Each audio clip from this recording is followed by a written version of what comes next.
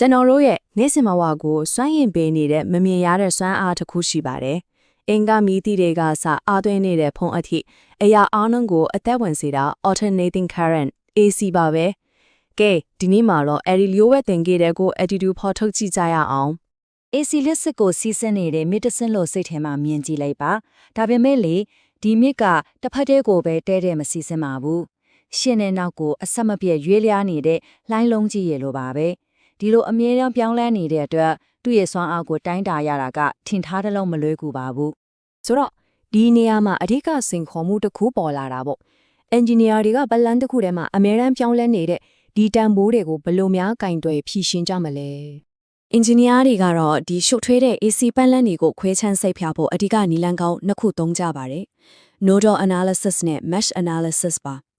ဒါတွေဟာရှုပ်ထွေးတဲ့လက်ဆက်လမ်းကြောင်းတွေကိုလမ်းညွှန်ပေးတဲ့မြေပုံတွေနဲ့တူရဲလို့ပြောလို့ရပါတယ်။ဘယ်မြေပုံကိုသုံးမလဲဆိုတာကတော့ကိုသွားချင်တဲ့ပန်းတိုင်နဲ့လမ်းကြောင်းပုံမူတည်ပြီးအထီရောက်ဆုံးထိမဲ့တစ်ခုကိုရွေးချယ်ရတာမျိုးပါပဲ။ကဲဒီခွဲခြမ်းစိတ်ဖြတ်မှုတွေအားလုံးကိုပို့ပြီးတော့လွယ်သွားစီမယ်တကယ်ကိုထက်မြက်တဲ့တင်ချဖြတ်လန်လေးတစ်ခုကိုဆက်ကြည့်လိုက်ကြရအောင်။ဖေစောဆိုတာကလှုပ်ရှားနေတဲ့အရာတစ်ခုကိုတပ်ဖုံဖြတ်ခနဲ့ရိုက်လိုက်လို့ပါပဲ။ AC line ကအမြဲတမ်းလှုပ်ရှားနေပြီးမဲ့ဖေစောကအဲ့ဒီ line ရဲ့အရေးကြီးတဲ့အချက်လက်တွေဖြစ်တဲ့သူ့ရဲ့အမြင့်ဆုံးတန်ဖိုးနဲ့ဥဒိယာကိုအချိန်တစ်ခဏမှရပ်တန့်ပြီးဖမ်းယူလိုက်တာပါ။ဒီနီးလန်းကြောင့်ရှုထွေးတဲ့ line တွေအစားရုပ်ရှင်နဲ့မြင်းကြောင်းလေးနဲ့အလုပ်လုပ်လို့ရသွားတာပေါ့။ဒီမှာကြည့်လိုက်ရင်ရှင်းသွားပါလိမ့်မယ်။ဘဲဘက်ကအဆက်မပြတ်လှုပ်ရှားနေတဲ့ line ကိုညာဘက်ကတည်ငြိမ်ပြီးရိုးရှင်းတဲ့ငင်းတစ်ကြောင်းဖြစ်တဲ့ phaser 8ပြောင်းလဲလိုက်တာကိုတွေ့ရမှာပါ။ဒါဟာရှုပ်ထွေးတဲ့ပြစ်လာတစ်ခုကိုပိုပြီးရိုးရှင်းတဲ့ပုံစံဖြစ်ပြောင်းလဲပြီးကင်ကျွဲလိုက်တာပါပဲဒီတော့အဓိကအချက်ကဘာလဲဆိုတော့ဒီ phasor ဆိုတဲ့လက်ပါတဲ့ tool တွေက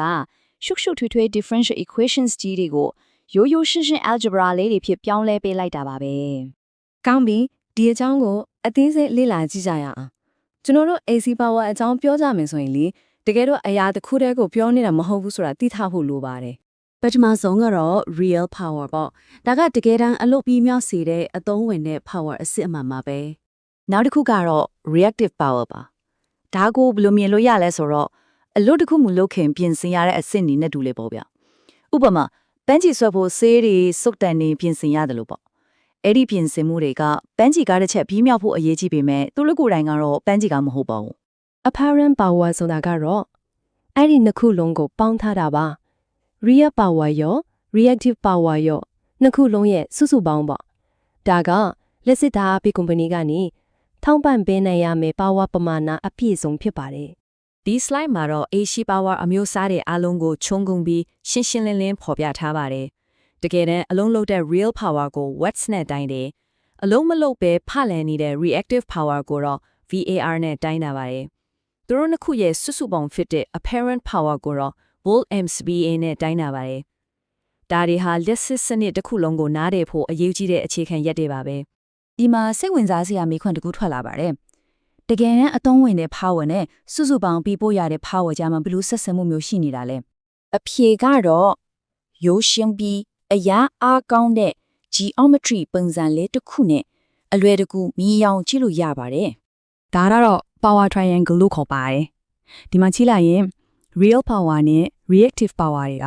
ထောက်မှန်ကြနေပြီးတော့ apparent power ကတော့ထောက်မှန်ခန္ဓာနာဖြစ်နေတာကိုသိရပါမယ်။အဲ့ဒီ3ကံပုံလေးကနေပဲ power factor ဆိုတဲ့တိတ်ကိုအရေးကြီးတဲ့တိုင်းတာမှုတစ်ခုထွက်လာပါတယ်။ဒါကိုလက်စစ်စွမ်းရင်ဘယ်လောက်ထိရောက်ရောက်သုံးနေလဲဆိုတာကိုအစစ်သတ်မှတ်ပေးတဲ့အမှတ်တစ်ခုလိုပဲမြင်လို့ရပါတယ်။အမှတ်ပြ 1.0 ကတော့အကောင်းဆုံးပေါ့။ဆိုတော့ပလန်တစ်ခုမှာ power factor မကောက်ဘူးအမှတ်နည်းနေရဆိုရင်ဘယ်လိုပြင်ကြမလဲ။အဲ့ဒီကြပို့အရေးကြီးတာကဘာလို့ပြင်ဖို့လိုဟတ်တာလဲ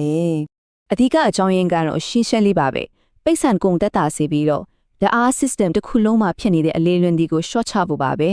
power factor နှိမ့်နေတယ်ဆိုတာကလိုအပ်တာထက်ပုံများတဲ့ရက်စီးကြောင်းကဝါယာကြိုးတွေထဲမှာစီးဆင်းနေတယ်လို့ပြောတာညအတူတူပါပဲအဲ့ဒီအခါမှာစွမ်းအိမ်တွေအလက်အစားဖြစ်တဲ့ကုန်ကြစိတ်တွေလည်းပုံများလာတာပေါ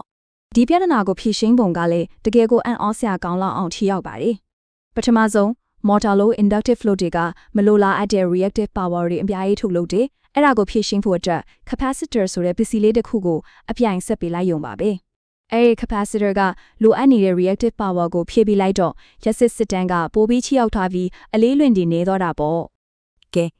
ဒီနေ့ကျွန်တော်တို့လေ့လာခဲ့တာကိုပြန်ကြည့်ရင် power factor လို့အခြေခံကြတဲ့အရာလေးတစ်ခုကိုပြုပြင်လိုက်ရုံနဲ့ စနစ်တစ်ခုလုံးကိုပိုကောင်းအောင်လုပ်နိုင်တယ်ဆိုတာတွေ့ရမှာပါဒါကကျွန်တော်တို့ကိုအတွေ့အကြုံပေးနေပါတယ်ကျွန်တော်တို့ကဘာကြီးကိုပုံဖော်နေတဲ့ဒီလိုမမြင်နိုင်တဲ့စွမ်းရည်တွေကိုတေချာနားလည်ပြီးပြုပြင်ပြောင်းလဲမယ်ဆိုရင်ဘယ်လောက်တောင်ကြီးမားတဲ့တိုးတက်ပြောင်းလဲမှုတွေကိုဖန်တီးနိုင်မလဲ